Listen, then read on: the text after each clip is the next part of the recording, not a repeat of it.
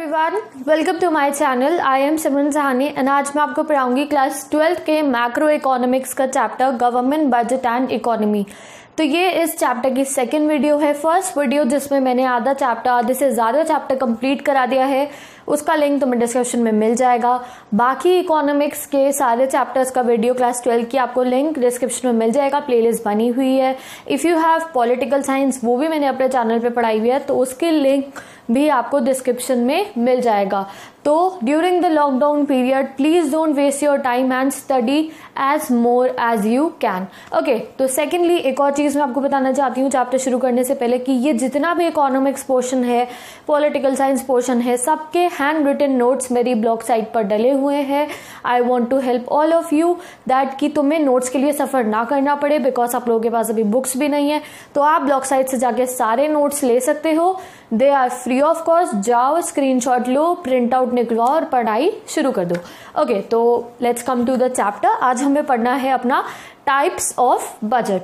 तो जल्दी से अपने चैप्टर को, कल जब हमने चैप्टर पढ़ा था तो पहले हमने पढ़े थे बजट का मीनिंग, उसके ऑब्जेक्टिव, फिर हमने बजट को छोटे छोटे टुकड़ों में बांटकर उसको समझा था। तो एक बार रिवीजन करते हैं कि हमारा बजट कैसा होता है। हमारा बजट जो होता है उसमें दो चीजें होती है, एक होता है टोटल रेसिप्ट्स और एक होता है टोटल एक्सपेंडिचर। देखो यहाँ शॉर्ट फॉर्म में लिखा है, तुम्हें डिटेल में पढ़ना है, लास्ट वाली वीडियो को जरूर पढ़ लो। अगर अभी तक वो नहीं पढ़ी है तो इसे मत देखो, पहले उससे पढ़ो फिर इस वीडियो को तुम देखना। तो हमारे गवर्नमेंट बजट में मेनली दो चीजें होती हैं, टोटल रेसिप्ट्स। रेसिप्ट्स मतलब होती है जितनी भी गवर्नमेंट की कमाई होती है उसको हम कहते हैं रेसिप्ट्स। दूसरी चीज क्या है, टोटल एक्सपेंडिचर। एक्सपेंडिचर मतलब जितना भी हमारी गवर्नमेंट का खर्चा हुआ है। फर्दर ऑन रेसिप्ट्स और एक्सपेंडिचर दोनों दो पार्ट्स में डिवाइड होती है, revenue receipt, capital receipt. Revenue receipt वो होती है जो रोज में गवर्नमेंट को मिलती रहती है, रोज मिलती है, हर महीने हर साल मिलती है, जैसे इनकम टैक्स वगैरह वगैरह। कैपिटल रिसिप्ट हो गई, जैसे गवर्नमेंट ने कोई लोन दिया है तो उसका फंड मिल गया, कोई चालान कट गया, कोई फाइन हो गया, कोई पेनल्टी हो गई, तो वो कैपिटल रिसिप्ट। उनका रोज थोड़ी मिलेगी, अगर किसी ने चालान कटवाने वाली हरकत करी है तभी मिलेगी, अगर कोई लोन दिया है तभी मिलेगा। तो capital receipts are not recurring in nature, मतलब रोज नहीं मिलती है। अब आ जाओ टोटल एक्सपेंडिचर। टोटल एक्सपेंडिचर में दो चीजें, revenue expenditure, capital expenditure. Revenue expenditure में मेनली गवर्नमेंट एम्प्लॉयज की सैलरी और पेंशन आती है, क्यों? क्योंकि वो तो हर महीने हर साल देनी ही देनी है, तो वो रेवेन्यू एक्सपेंडिचर में। और कैपिटल एक्सपेंडिचर में जैसे डेवलपमेंटल प्लान्स होते हैं, रोड बनाना, डैम बनाना और जितनी भी हॉस्पिटल्स वगैरह बनाना, वो हमारा कैपिटल एक्सपेंडिचर में आता है। तो आई होप तुम्हारा इसका रिवीजन हो गया होगा। तो अब हमें पढ़ना है types of government budget. Budget तो एक ही होता है, बस उसका हमें देखना है कि कितने टाइप्स में वो डिवाइड हो जाता है। तो पहला है बैलेंस्ड बजट। बैलेंस्ड बजट वो होता है जिसमें estimated receipts is equal to estimated expenditure, यानी कि ये दोनों साइड्स इक्वल है, टोटल रिसिप्ट्स और टोटल एक्सपेंडिचर इक्वल है। यानी कि अगर टोटल रिसिप्ट्स 1000 है तो टोटल एक्सपेंडिचर भी 1000 होगा। हमेशा एक इकोनॉमी को इतनी कोशिश करनी होती है कि उसका बजट हमेशा बैलेंस्ड रहे। जैसे बीओपी को भी बैलेंस करते हैं हम, वैसे ही हमें बजट को भी बैलेंस करना पड़ता है। नेक्स्ट होता है अनबैलेंस्ड बजट। अनबैलेंस आप सब समझ में आ रहा है, अनबैलेंस्ड क्यों है? क्योंकि जो रेवेन्यू रिसिप्ट है वो रेवेन्यू एक्सपेंडिचर के इक्वल नहीं होगी। यानी कि अगर ये 1000 है तो सपोज कर लो कि ये 800 हो गया, या फिर कोई भी फिगर तुम अपने दिमाग में सोच सकते हो कि दोनों साइड्स इक्वल नहीं है। जब एस्टिमेटेड रिसिप्ट एस्टिमेटेड एक्सपेंडिचर के इक्वल नहीं होती तो उसे हम अनबैलेंस्ड बजट कहते हैं। ओके, अब अनबैलेंस बजट दो पार्ट्स में डिवाइड होता है, deficit budget, surplus budget. This is same like BOP only, जैसे बीओपी में पढ़ा था तो वैसा ही है। डेफिसिट बजट में देखो क्या होता है कि हमारी जो रिसिप्ट्स है यानी कमाई है वो कम होती है और खर्चा ज्यादा होता है। डेफिसिट बजट में कमाई कम, यानी एस्टिमेटेड रेसिप्ट्स हो गई 800 और एस्टिमेटेड एक्सपेंडिचर हो गया 1000, यानी कि खर्चा तो तुमने ज्यादा कर दिया, कमाई तुम्हारी कम हुई है, तो वो होता है डेफिसिट बजट। सरप्लस बजट में ये होता है कि हमारी कमाई ज्यादा हो जाती है और हमारा खर्चा कम होता है। तो अगर तुम्हें सरप्लस बजट लेना है तो ये हो गई हमारी 1000, ये हो गई 800, तो समझे कि कमाई ज्यादा हो गई और खर्चा कम, तो सरप्लस बजट।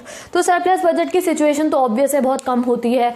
तो डिटेल में हम किसे पढ़ेंगे? हम पढ़ेंगे अपने डेफिसिट बजट को। क्यों? क्योंकि ऑब्वियस है कमाई कम होती है और खर्चा ज्यादा होता है। ठीक है, तो लेट्स स्टार्ट द कौन सा वाला टॉपिक हमारा, टाइप्स ऑफ बजट डेफिसिट। यानी कि जो डेफिसिट बजट है उसमें कितने टाइप के डेफिसिट क्या है? नुकसान, कितना टाइप का नुकसान हमारे गवर्नमेंट बजट को झेलना पड़ता है वो हम पढ़ेंगे। 3 टाइप के नुकसान है हमारे, बहुत आसान है। 2-3 नंबर का न्यूमेरिकल आएगा। मैं तुम्हें ऐसा फॉर्मूला बताऊंगी, मतलब जो फॉर्मूला है वो ही बताऊंगी, बट ऐसे मैं पढ़ाऊंगी कि तुम 1 सेकंड में अपना न्यूमेरिकल सॉल्व कर लोगे। तो आई होप तुम्हें भी वो तरीका पसंद आए। तो पहला है रेवेन्यू डेफिसिट, फिर है फिस्कल डेफिसिट एंड लास्ट हमारा प्राइमरी डेफिसिट। डेफिसिट मतलब क्या है? नुकसान, रेवेन्यू का नुकसान, फिस्कल नुकसान एंड थर्ड इज प्राइमरी नुकसान। तो let's study the deficit. Start करना है हमारा रेवेन्यू डेफिसिट। तो प्लीज बहुत ध्यान से यही देखना इस वाले पोर्शन पे। तो रेवेन्यू डेफिसिट तब होता है जब हमारी रेवेन्यू जो एक्सपेंडिचर है, रेवेन्यू एक्सपेंडिचर मतलब हमारा जो खर्चा है वो ज़्यादा होता है और हमारी रेवेन्यू रेसिप्ट यानी कि जो हमारी कमाई है वो कम होती है। तो हमने यहाँ एग्जाम्पल लिया है, खर्चा ज़्यादा है, रेवेन्यू जो हमारा एक्सपेंडिचर है वो 1000 है और हमारी कमाई जो है वो कम होती है। जैसे कि हमारी कमाई हो गई है सिर्फ और सिर्फ 800। तो यहाँ पे आप फॉर्मूला बनाओगे अपना, आपको क्या निकालना है? Revenue deficit. रेवेन्यू एक्सपेंडिचर हमारा कितना हो गया है? 1000 और रेवेन्यू रेसिप्ट है हमारी सिर्फ 800। तो जब भी रेवेन्यू डेफिसिट होता है तो रेवेन्यू एक्सपेंडिचर ज्यादा, रेसिप्ट्स कम। तो इसका फॉर्मूला क्या होता है? हमारे रेवेन्यू डेफिसिट का फॉर्मूला क्या होता है?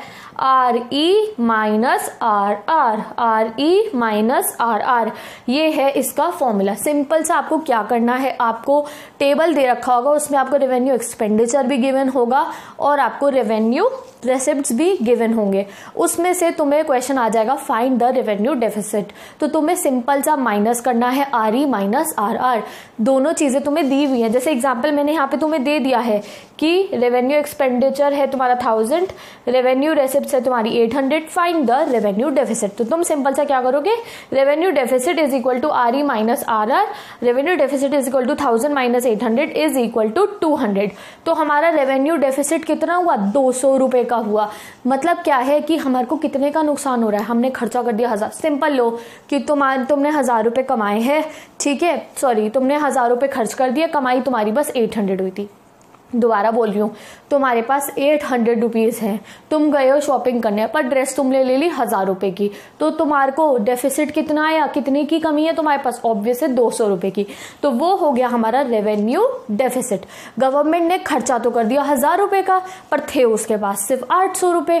तो अब वो 200 रुपए का जो डेफिसिट आया उसे वो कहाँ से कवर करेगी? हमारी गवर्नमेंट जो 200 रुपए का डेफिसिट आया है उसे कहाँ से लाएगी?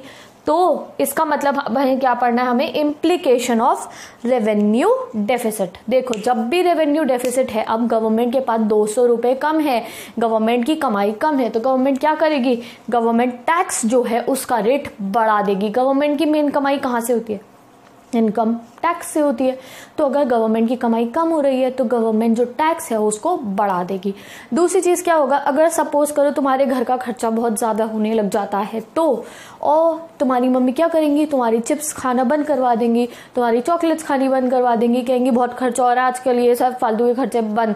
क्या करेंगी? तुम्हारी जो एक्स्ट्रा वेजन्स है यानी कि तुम्हारा एक्स्ट्रा का खर्चा है, चिप्स चॉकलेट जो भी पिज्जा वीजा वो सब तुम्हारा बंद करा देंगे। जस्ट हाइपोथेटिकली सोचो, इकोनॉमिक्स को अपनी लाइफ के साथ जोड़ के देखो तो तुम्हें कुछ भी मुश्किल नहीं लगेगा। यहाँ गवर्नमेंट की जगह अपनी माताजी को ले लो तुम, और एक्सपेंडिचर को जो तुम्हारा एक्स्ट्रा वेजन्स है वो ले लो, पिज्जा बर्गर चॉकलेट्स का।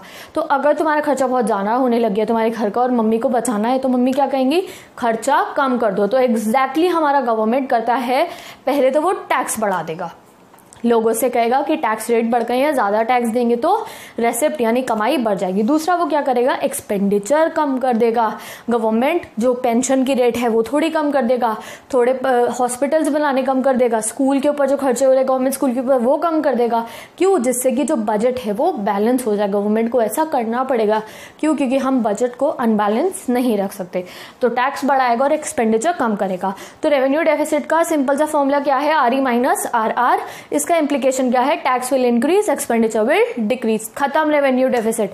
आई होप तुम्हें समझ में आ गया होगा। अब हम थोड़े कॉम्प्लिकेटेड पार्ट पर आ गए हैं जो है हमारा फिस्कल डेफिसिट। लेट्स स्टडी है फिस्कल डेफिसिट। इसमें बच्चे देखो बहुत ज्यादा कंफ्यूज रहते हैं, मुझे नहीं पता क्यों कंफ्यूज रहते हैं। This is easy only. एक चीज सबसे पहले अपने माइंड में डाल लो, fiscal deficit is equal to borrowing. Borrowing क्या होता है? जब तुम किसी से लोन लेते हो, जब कोई भी किसी से लोन लेता है तो उसको क्या कहते हैं? बोरोइंग। तो fiscal deficit is equal to क्या है, borrowing. Fiscal deficit is equal to क्या है, बोरोइंग। अपने दिमाग में बिठा लो, क्यों है वो मैं बाद में बताऊंगी, आपने लर्न कर लेना है इस कॉन्सेप्ट को कि fiscal deficit is equal to borrowing. कभी कभी एग्जाम में तुम्हारा पागल बनाया जाता है, तुम्हें सामने वाले को, जो हमारा एग्जामिनर है जिसने पेपर बनाया, वो समझे तुम बेवकूफ हो, इसलिए वो क्या करेगा कि क्वेश्चन लिख देगा फाइंड द फिस्कल डेफिसिट। और अगर क्वेश्चन में फाइंड द फिस्कल डेफिसिट आया तो ऑब्वियसली तुम फॉर्मूला लगाओगे, ढूंढोगे, बट नहीं, तुम्हें ये नहीं करना है। अगर उस क्वेश्चन के अंदर बोरोइंग गिवन है, सपोज आर दे रखा है 1000, RE दे रखा है कुछ, और बोरोइंग दे रखी है 100, तो तुम्हें अगर पूछा है व्हाट इज फिस्कल डेफिसिट, तो तुम्हें कोई फॉर्मूला नहीं लगाना है, कुछ नहीं करना है, सिंपल लिख दोगे, क्योंकि सिमरन मैम ने बताया है कि fiscal deficit is equal to borrowing, यानी कि fiscal deficit is equal to 100 तुम लिख दोगे। क्यों? क्योंकि फॉर्मूला नहीं लगाना है तुम्हें। अगर क्वेश्चन में गिवन हो बोरोइंग तो कोई फॉर्मूला नहीं लगेगा, fiscal deficit is equal to borrowing is equal to 100 या फिर जो भी अमाउंट वहां गिवन होगी। ठीक है, ये चीज तुमने समझ लिया। अब पढ़ाती हूँ फॉर्मूला। सपोज करो कि बोरोइंग्स गिवन नहीं है तो तुम फिस्कल डेफिसिट कैसे निकालोगे। ठीक है, इसे भूल जाओ, बस ये याद रखना है, fiscal deficit is equal to borrowing. Fiscal deficit क्या होता है? फिस्कल डेफिसिट देखो तब होता है जब हमारा टोटल एक्सपेंडिचर हो गया है 1000, सेम लेंगे हम जिससे तुम कंफ्यूज ना हो, is greater than total revenue या फिर टोटल रेसिप्ट, यानी कि खर्चा ज्यादा और कमाई कम। ठीक है, total expenditure is greater than total revenue excluding borrowings and other liabilities. Excluding borrowings and other liabilities मतलब कि total expenditure is greater than total revenue, पर इसमें से हमने बोरोइंग्स और अदर लाइबिलिटीज को एक्सक्लूड कर दिया है। कुछ समझ नहीं आया, आई नो। देखो, फिस्कल डेफिसिट मतलब ये है, टोटल एक्सपेंडिचर तो वही का वही रहा। हमारे जो टोटल रेसिप्ट्स होती हैं वो दो पार्ट में डिवाइड होती है, एक रेवेन्यू रेसिप्ट और एक कैपिटल रेसिप्ट। कैपिटल रेसिप्ट्स में हमारी एक चीज आती है, बोरोइंग आती है ना हमारी कैपिटल रेसिप्ट्स में, यानी कि जैसे हमने अमेरिका से 10 करोड़ का लोन ले लिया तो हमारे पास कैपिटल तो आ गई, बट बाद में हमें उसे इंटरेस्ट पे करना पड़ेगा, तो उसको हम माइनस कर देंगे, उसको हम उसमें से माइनस कर देंगे। तो यानी कि फिस्कल डेफिसिट का फॉर्मूला क्या है? फिस्कल डेफिसिट का फॉर्मूला है टोटल एक्सपेंड। तो अब अगर बोरोइंग्स एग्जाम में गिवन ना हो, अगर तुम्हें बोरोइंग्स गिवन ना हो तो तुम फिस्कल डेफिसिट कैसे निकालोगे? तो तुम फॉर्मूला लगाकर फिस्कल डेफिसिट को निकालोगे। कैसा, क्या होता है हमारा फिस्कल डेफिसिट का फॉर्मूला? फिस्कल डेफिसिट का फॉर्मूला क्या होता है? TE यानी total expenditure minus total revenue excluding the borrowings and the other liabilities. इसको हम थोड़ा खोलकर लिख देते हैं, यानी कि इसको हम पूरा करके लिख देंगे, TE minus RR plus CR excluding the borrowing and other liabilities. ये जो TR है ना, TR क्या है? टोटल रेवेन्यू, उसको बस मैंने ओपन कर दिया, RR और CR, दो पार्ट्स में डिवाइड होता है TR, RR और CR excluding borrowings and other liabilities. अब टोटल एक्सपेंडिचर आपको गिवन होगा, रेवेन्यू रेसिप्ट तुम्हें गिवन होगी, कैपिटल रेसिप्ट तुम्हें गिवन होगी, उसमें से तुम्हें बोरोइंग्स और लाइबिलिटीज को एक्सक्लूड कर देना है। तो अब एग्जाम में तुम्हें बोरोइंग तो गिवन ही नहीं है, तो तुम आंसर कैसे निकालोगे? We all know that FD और बोरोइंग्स इक्वल होता है, तो सिंपल अपना फॉर्मूला लगाना शुरू कर देना। FD यानी कि fiscal deficit is equal to TE minus RR plus CR excluding borrowing and other liability. Total expenditure कितना गिवन है? 2000, यहाँ लिखा 2000। रेवेन्यू रेसिप्ट कितनी है? 800, माइनस लगाया हमने ब्रैकेट में 800, और कैपिटल रेसिप्ट कितनी है? 100। अब यहाँ पे तुम कहोगे बोरोइंग एक्सक्लूड करनी है, तुम्हें नहीं पता बोरोइंग कितनी है, कोई बात नहीं, छोड़ देना। नेक्स्ट अपना सॉल्व करने लगना। 2000 माइनस 800 प्लस 100 कितना आया यार? 900। ठीक है, तो FD तुम्हारा कितना आया? 1100। FD कितना आया तुम्हारा? 1100। 2000 माइनस 900 करोगे, 1100 आ गया। This is your borrowings only. Borrowings तो तुम्हें पता ही नहीं होंगी, तभी तो तुमने फॉर्मूला लगाया है। तो यहाँ तुम्हारी बोरोइंग्स भी निकल के आ गई है, और जो तुम्हारा क्वेश्चन में तुमसे पूछा गया था, क्या पूछा गया था? फिस्कल डेफिसिट, वो भी तुम्हारा निकल के आ गया है। सिंपल सा तुम्हें क्या लगाना है? तुम्हें फॉर्मूला लगाना है। कौन सा फॉर्मूला लगाना है? यहाँ देख लो, पता नहीं मेरा डस्टर कहाँ चला गया है। ठीक है, क्या है formula? Fiscal deficit is equals to total expenditure minus total receipt excluding the borrowing. Excluding the borrowing यानी कि fiscal deficit is equals to total expenditure minus RR यानी कि revenue receipt plus CR excluding the borrowing. Borrowing तुम्हें नहीं पता होगी आखिरी time तक, क्यों? क्योंकि बोरोइंग और फिस्कल डेफिसिट तो इक्वल ही होते हैं। अगर बोरोइंग दे रखी होती तो हम फिस्कल डेफिसिट निकालते ही नहीं। तो मैंने यहाँ मान लिया कि फिस्कल डेफिसिट तो पता नहीं है, टोटल एक्सपेंडिचर 2000 है, RR 800 है, CR 100 है, बोरोइंग हमें पता नहीं है। ठीक है, तो FD इज इक्वल्स टू आपका आ जाएगा 2000 minus 900, FD is equals to 1100। That means borrowings भी कितनी है? 1100। हो गया सॉल्व, भूल जाओ, खत्म। आ गया तुम्हारा आंसर फिस्कल डेफिसिट का। यानी कि इसकी इम्प्लीकेशन क्या है? फिस्कल डेफिसिट की मतलब क्या है? क्यों, क्या हुआ? फिस्कल डेफिसिट है क्या? फिस्कल डेफिसिट है यानी कि हमें कितना नुकसान हो रहा है। फिस्कल डेफिसिट में भी क्या होता है कि हमारा टोटल एक्सपेंडिचर ज़्यादा था और हमारा टोटल रेवेन्यू कम था। टोटल रेवेन्यू हमारा कम था तो हमारा खर्चा ज़्यादा है, कमाई कम है। तो हम इस सिचुएशन में क्या करेंगे? हम इस सिचुएशन में बोरोइंग करेंगे। तो उसकी इम्प्लीकेशन क्या होगी? जब भी सरकार का क्या कम है, सरकार का खर्चा ज़्यादा है और सरकार का रेवेन्यू कम है, तो सरकार को क्या करना पड़ेगा? बोरो करना पड़ेगा। ऐसा हमेशा इंडिया में होता है, बाकी डेवलपिंग कंट्रीज़ में होता है। देखो, हमें टेक्नोलॉजिकली खुद को एडवांस करना है तो हम अमेरिका से टेक्नोलॉजी मंगाते हैं। सपोज हमारे पे पैसे नहीं है तो हम वो बोरो करके मंगाएंगे, हम लोन लेंगे, और जैसे जैसे हम लोग लोन लेते रहते हैं वैसे ही हमारे सर पे इंटरेस्ट बढ़ता रहता है। तो उसकी इम्प्लीकेशन क्या होगी? फिस्कल डेफिसिट मतलब क्या है? बोरोइंग। तो अगर बजट के अंदर फिस्कल डेफिसिट या बोरोइंग हो रही है, अगर गवर्नमेंट लोन लेती जा रही है, बोरो करती जा रही है, फिस्कल डेफिसिट होता जा रहा है, तो क्या इम्प्लीकेशन होगी? सबसे पहले इम्प्लीकेशन होगी इन्फ्लेशन। यानी कि क्या हो जाएगा? प्राइस हाई हो जाएंगे। क्यों? गवर्नमेंट लोन ले जा रही है, गवर्नमेंट के ऊपर कर्जा चढ़ रहा है, तो एज ए रिजल्ट हर चीज का दाम बढ़ता जाएगा। नेक्स्ट क्या होगा? Increase in foreign dependence. हम उन लोगों के ऊपर डिपेंड हो जाएंगे, हमें उनसे लोन लिया है तो हम उनके कर्जदार हो गए हैं, इसलिए हम उन पर डिपेंड हो जाएंगे। नेक्स्ट क्या हुआ? Burden on future generation. Suppose करो कि इस साल लोन लिया गया है तो उसका इंटरेस्ट, अगर तुमने गाड़ी ली है अभी 2020 में तो 5 साल की तुमने इंस्टॉलमेंट भरवा ली है, तो तुम 5 साल तक तुम्हें वो भरनी पड़ेगी। तो अगर एक गवर्नमेंट ने लोन लिया है तो आगे तक उसका लोन भरना पड़ेगा। पता नहीं कब कब का वर्ल्ड बैंक से लोन लिए हुए का इंटरेस्ट हम अभी तक देते हैं, ऐसा एक्चुअल में होता है। वर्ल्ड बैंक से लोन लिया जाता है किसी काम के लिए और उसका इंटरेस्ट देते रहते एक्चुअल अमाउंट से भी ज्यादा उसका इंटरेस्ट हो जाता है। नेक्स्ट क्या होगा हमारा? लास्ट क्या होगा? Deficit multiplies. यही है डेफिसिट मल्टीप्लाई। डेफिसिट क्या है हमारा? जो बोरोइंग्स है वो बढ़ती जाएंगी। क्यों बढ़ेंगी? क्योंकि उसका इंटरेस्ट पाइलअप होता रहता है। जो एक्चुअल अमाउंट, सपोज करो 1000 करोड़ रुपए अगर हमने लोन लिया है तो उस पर जितना इंटरेस्ट लगेगा ना, एट दी एंड जब तक हमारी गवर्नमेंट पे करती है, जो इंटरेस्ट है वो भी ऑलमोस्ट 1000 करोड़ ही हो जाएगा या उससे थोड़ा कम। तो ये सिचुएशन जो हमारी कंट्री के लिए बहुत गलत होती है, इससे हम लोग डेब्ट ट्रैप में भी फंस जाते हैं। डेब्ट ट्रैप मतलब कि हमारा ब्याज सर पे बहुत ज्यादा बढ़ जाता है। तो आपको इन सब का डिटेल रिटन मैटर मेरे नोट्स में मिल जाएगा। अब हम आ गए अपने प्राइमरी डेफिसिट पे। बहुत छोटा सा ये, उसके बाद हमारी ये वीडियो। प्राइमरी डेफिसिट का फॉर्मूला होता है हमारा fiscal deficit minus interest payment. Fiscal deficit minus interest payment, ये फॉर्मूला तुम्हें लर्न कर लेना है। सपोज एग्जाम में ये क्वेश्चन आया, तुमने एफडी निकाल लिया था, अभी लास्ट सिचुएशन में 1100 आया था। इंटरेस्ट पेमेंट है हमारी 100। इंटरेस्ट पेमेंट कितनी है हमारी? 100।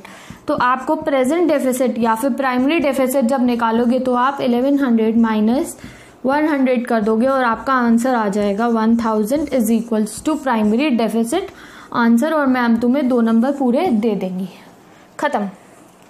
This is your primary deficit. ऐसे निकाला जाता है हमारा primary deficit, fiscal deficit minus interest payments. अब ये क्यों होता है? हम लोग मतलब ऐसा प्राइमरी डेफिसिट हमारे यहाँ अराइव क्यों होता है? क्या होता है एक्चुअल में प्राइमरी डेफिसिट? देखो, प्राइमरी डेफिसिट्स में मेनली हम ना प्रेजेंट का देखते हैं। हम इंटरेस्ट पेमेंट क्यों माइनस करते हैं? इंटरेस्ट किस पे लगता है? पिछले साल लिए हुए लोन पे इंटरेस्ट लगता है। पिछले साल लिए हुए लोन पर ऑब्वियस इंटरेस्ट लगता है। सपोज करो 2019 में हमारी गवर्नमेंट ने 1000 रुपए का लोन लिया, हमारी गवर्नमेंट ने 2019 में लोन लिया तो उसका इंटरेस्ट वो अगले साल ही भरेगी। सपोज उस पर 100 रुपये का इंटरेस्ट लग रहा है तो उसका इंटरेस्ट तो गवर्नमेंट अगले साल ही करेगी पे। तो पिछले साल का अगले साल में कैलकुलेट होता है। और प्राइमरी डेफिसिट मतलब होता है प्रेजेंट का डेफिसिट, कि प्रेजेंटली इस वाले साल में कितना नुकसान हो रहा है। तो हम इसीलिए इसमें से इंटरेस्ट पेमेंट माइनस कर देते हैं। क्यों? क्योंकि इंटरेस्ट पेमेंट तो पिछले साल लिए हुए लोन पर लगी गई थी। तो अगर प्रेजेंट का नुकसान, primary deficit is equal to present deficit, present का नुकसान अगर हमें निकालना है तो हम इंटरेस्ट पेमेंट को कैंसिल कर देते हैं। क्योंकि वो लास्ट ईयर जो हमने बोरो करा था उस पर लगता है। तो जब भी प्रेजेंट डेफिसिट निकालना होता है या फिर प्राइमरी डेफिसिट निकालना होता है तो हम fiscal deficit minus interest payment कर देते हैं। एक और एग्जांपल है, जैसे कि आपको प्राइमरी डेफिसिट निकालना है, फिस्कल डेफिसिट है हमारा 1000, इंटरेस्ट पेमेंट है हमारी 300, तो आपका आंसर क्या हो गया 700। तो यानी कि इस साल कितने का नुकसान हुआ है, 700 का ही नुकसान हुआ है। ये जो 300 रुपीज है ये तो हमारा इंटरेस्ट पेमेंट है जो हमने पिछले साल लोन लिया था उसका। तो विद दिस हमारा प्राइमरी डेफिसिट भी कंप्लीट हो गया। तो fiscal deficit, primary deficit, revenue deficit हमारे तीनों कंप्लीट हो गए हैं। एक एक बार आप इन सबको रिपीट करो, अपनी कॉपी में लिखो इनके फॉर्मूलाज एंड इनको अच्छे से रिवाइज कर लो। सो विद दिस हमारा चैप्टर कंप्लीट हो गया है। आई होप तुम्हें ये समझ में आ गया होगा। न्यूमेरिकल में अभी भी कोई प्रॉब्लम हो तो आप मुझसे कमेंट करके पूछ सकते हो।